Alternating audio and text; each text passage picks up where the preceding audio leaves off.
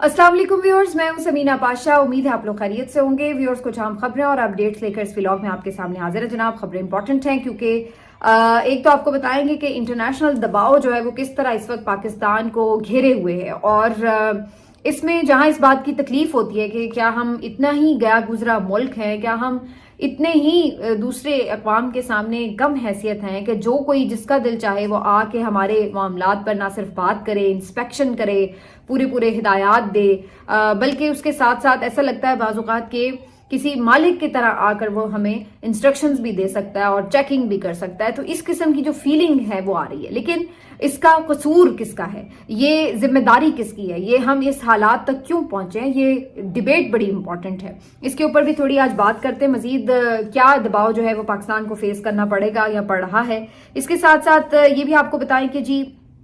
जो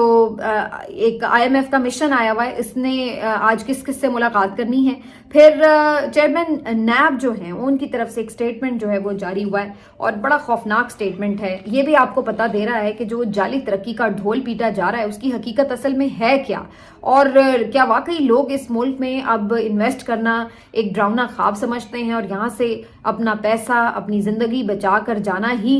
कोई अपनी यानी आफियत उसको समझते हैं। इसके ऊपर भी बात करेंगे। शेर अफजल मरवत साहब वाला जो मामला है वो अभी तक जनाब ठंडा नहीं पड़ा है, और आज बड़ी अहम मुलाकात भी है अली अमीन गंडापुर साहब के साथ इमरान खान साहब की। तो इस मामले पर क्या कोई पेशरफ्त हो सकती है, इस पर भी बात करेंगे। मिलिट्री ट्रायल्स भी हो रहे हैं। सलमान अकरम राजा साहब ने 2 दिन से बड़े जबरदस्त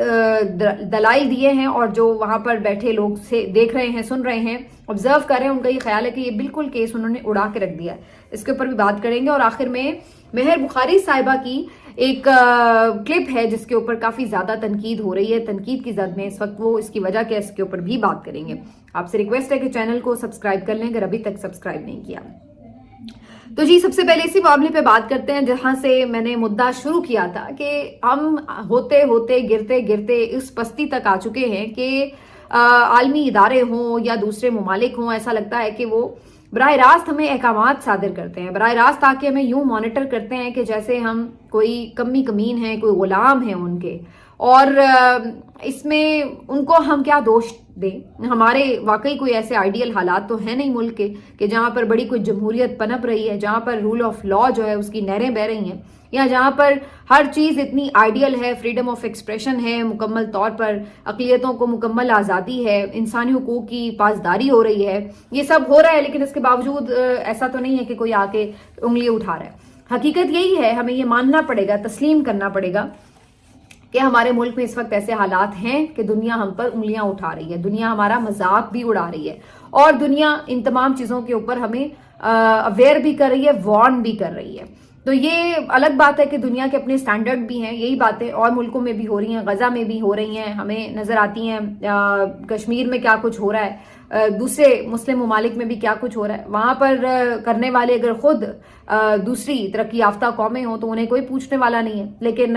पाकिस्तान में वो आवाज उठा रहे हैं बहरहाल। लेकिन जहां हम उनके इस दोगले मयार को पिन पॉइंट करते हैं, वहीं हमें अपने गिरेबान में भी झांकने की जरूरत है कि हम किसी को मौका ही क्यों दे रहे हैं कि कोई आकर इस तरीके से हमारे ऊपर अहकामात सादिर कर रहा है या हमें हमारी औकात दिखा रहा है। तो हम अपने मुल्क को मईशत के तौर पर भी इतना कमजोर कर चुके हैं, माशी तौर पर इस कदर हम कंगाल हो चुके हैं कि जब हम दूसरों के ऊपर हर वक्त डिपेंडेंट रहेंगे, हर वक्त उनके आगे भीख मांगेंगे, कर्ज मांगेंगे, तो अल्टीमेटली वो हमारे ऊपर एक तरह से हुक्मरानी करेंगे। एक तरह से जब हम अपने मफादात उनके आगे गिरवी रखवा देंगे तो फिर वो क्यों हमारी मजबूरियों का फायदा नहीं उठाएंगे। तो यही सूरत हाल इस वक्त दरपेश है। तो सबसे पहले हमें अपने गिरेबान में झांकने की जरूरत है कि हम अपने मुल्क को कहां पर ले आए हैं। एक तो माशी तौर पर हम इतने कमजोर हैं, और फिर उसके बाद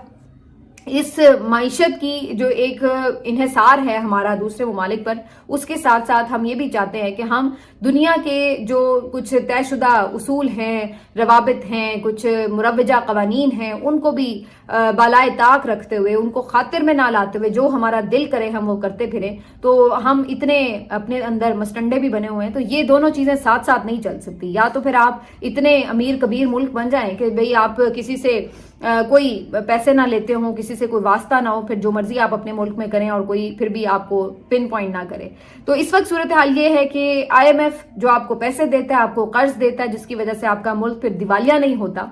وہ اب پوری طرح سے پہلے تو وہ آپ کے معیشت کے جو معاملات تھے اس پہ مختلف ہدایات اور تجاویز دیتا تھا کہ یوں کریں بلکہ آرڈرز دیتا تھا اور ڈو مور کا مطالبہ کرتا تھا. اب معاملہ بڑھتے بڑھتے یہاں تک آ گیا ہے کہ وہ ہماری عدالتی نظام کے اوپر بھی آ کے پوری انسپیکشن کر رہا ہے, چیکنگ کر رہا ہے کہ ہمارا عدالتی نظام بھی کہاں کھڑا ہے.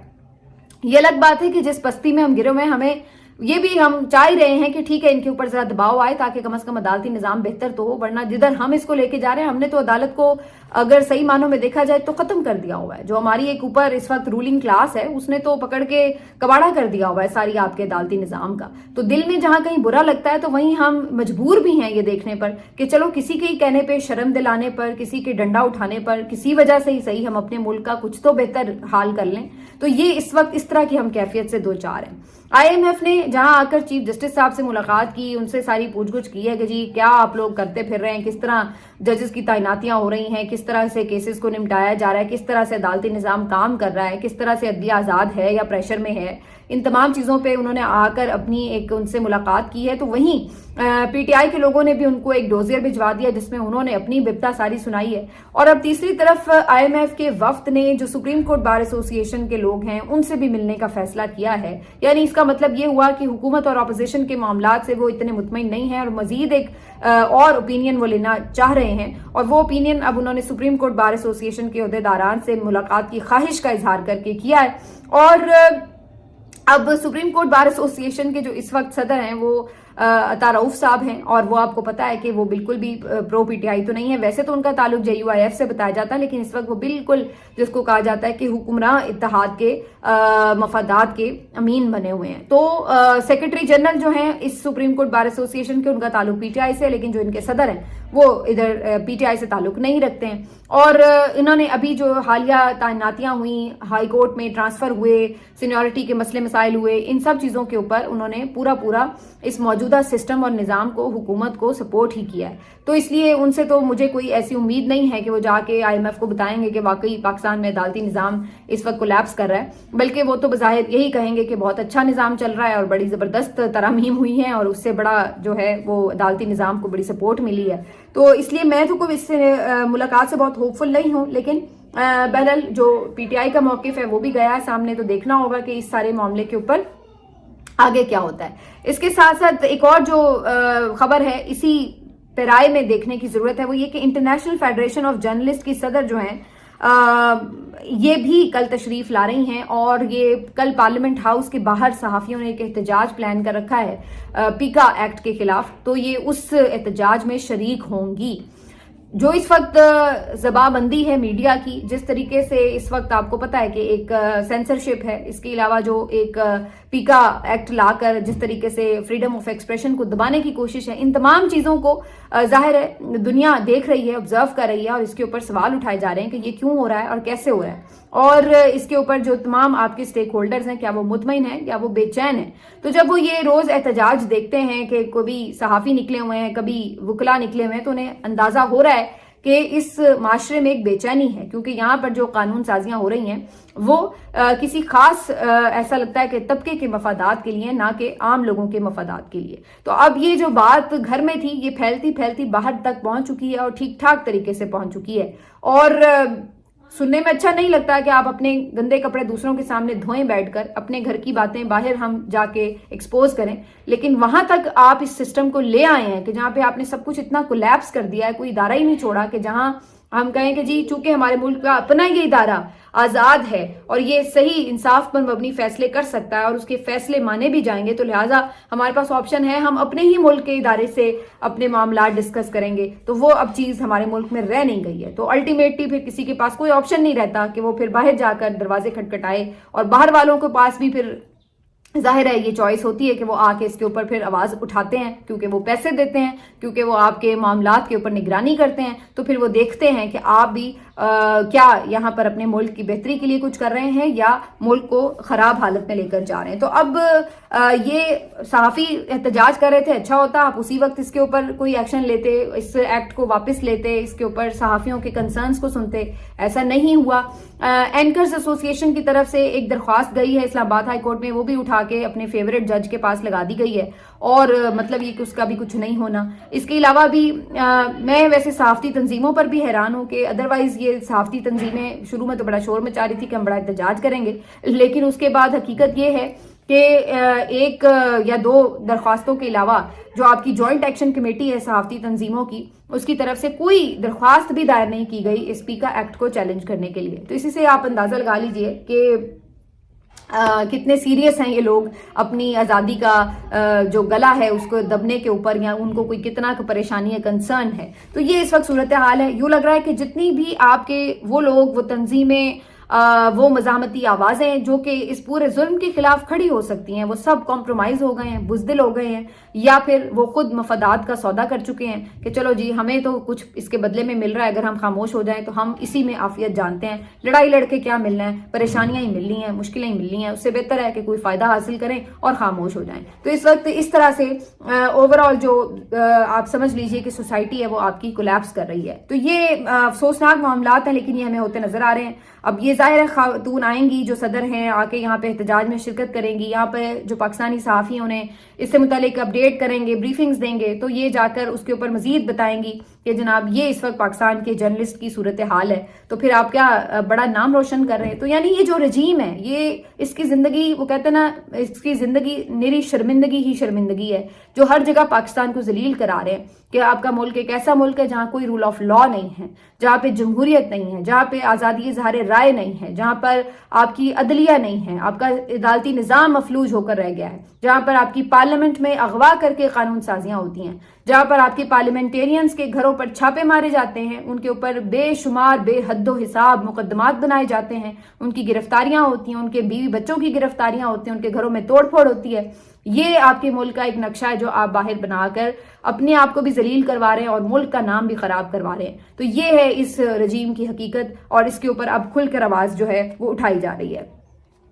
آگے آپ ہمیں یہ دلاسے دیتے ہیں کہ نئی چیزیں تو بہتر ہو رہی ہیں، نہیں جی معیشت تو جو ہے وہ بہتری کی طرف جا رہی ہے. اب آپ کے اپنے چیئرمین نیب کی ایک سٹیٹمنٹ ہے کہ تقریباً 2500 کے قریب افراد جو سرمایہ کار ہیں، امیر ترین، وہ آپ کے ملک سے نکل کر بیرون ملک پیسے لے گئے ہیں. انہوں نے وہاں جا کے ہی انویسٹمنٹس کی ہیں، اپنے شہریت حاصل کی ہے، بیوی بچوں کو لے کر یہاں سے چلے گئے. تو وہ آپ کا انویسٹر جو آپ کے ملک میں انویسٹ کرتا، آپ کے ملک کی معیشت کا پہیہ چلتا، وہ یہاں سے مایوس ہو کر کے اس ملک میں کچھ نہیں رکھا، وہ یہاں سے چلا گیا ہمیشہ کے لیے. اور اسی طرح جو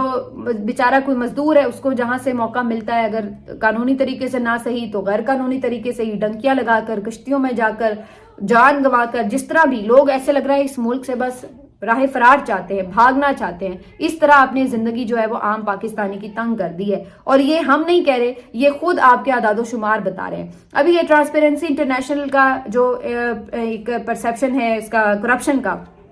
اس کے اعداد و شمار جو سامنے آئے ہیں، اس سے بھی ہمیں یہی پتہ چلا ہے کہ پچھلے 1 سال میں پاکستان مزید کرپٹ ملک بنا ہے، اس میں مزید کرپشن ہوئی ہے، اس کا سکور اور آگے بڑھا ہے، اور ہم ہمیشہ اور زیادہ کرپشن کی طرف جا رہے ہیں. کوئی ہم نے بہتری نہیں لے کے آئے اپنے سسٹم میں، لیکن ہمیں کہانیاں روز آ کے سنائی جاتی ہیں کہ جناب ہم تو بڑے یہاں پر ملک کی معیشت کو سنبھال کے بیٹھ گئے ہیں، بڑا کوئی روشن شروع ہونے لگا دور، اور پتہ نہیں اڑان پاکستان تو کون سا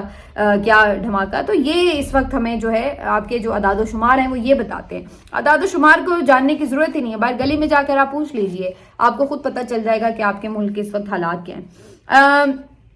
شیر افضل مروت صاحب کے حوالے سے جی ابھی جو معاملات ہیں وہ ٹھنڈے نہیں پڑے. کافی ایک بڑا گروہ ہے جو ان کا حمایتی بھی ہے، سوشل میڈیا پر بھی، پارٹی کے اندر بھی. اور ظاہری سی بات ہے کہ کوئی ایسی بری بات نہیں ہے جب آپ مل کر ایک جگہ پہ بیٹھے ہوتے ہیں، کام کرتے ہیں، اکٹھے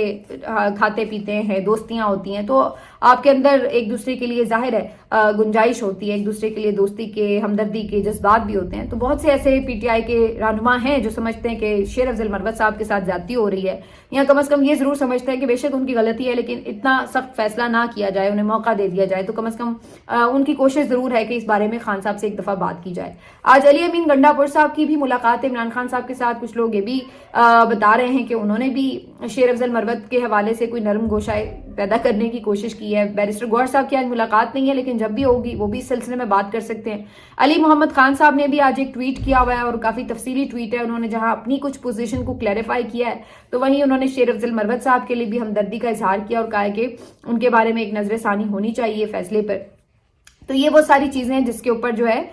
بات بھی ہو رہی ہے، اور دوبارہ سے کچھ لوگ ہیں جو چاہتے ہیں کہ شیر افضل مروت کو ایک موقع اور ملنا چاہیے۔ بہرحال فیصلہ تو الٹیمیٹلی عمران خان صاحب کا ہے، لیکن میرا خیال ہے خان صاحب کافی زیادہ مروت صاحب کو آلریڈی موقع دے چکے ہیں، 2-3 مرتبہ تو انہیں وارننگز مل چکی ہیں، لیکن وہ اپنی